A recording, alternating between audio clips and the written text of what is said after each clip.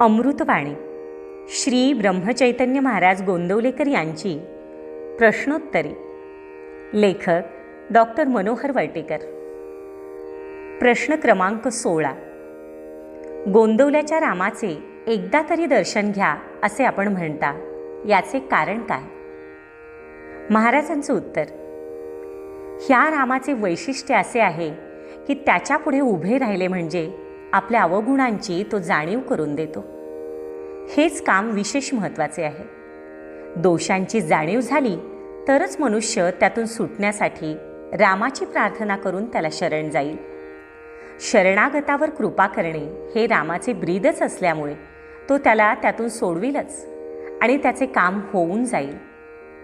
माझ्या रामाचे वैशिष्ट्य असे आहे की जी ऐहिक गोष्ट तुम्ही त्याच्याकडे मागता ती तो तुम्हाला देणारच नाही असे मी म्हणत नाही.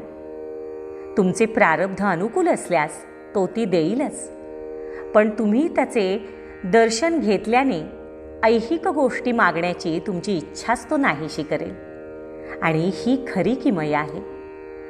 गोंदवल्याच्या रामासारखे जाज्वल्य स्थान सापडणे कठीण आहे, परंतु ज्याप्रमाणे मुलाला आपल्या बोलण्याचा अर्थ कळत नाही, त्याचप्रमाणे आपण साधनात न राहिल्यामुळे आपल्याला रामाचे महत्त्व कळत नाही.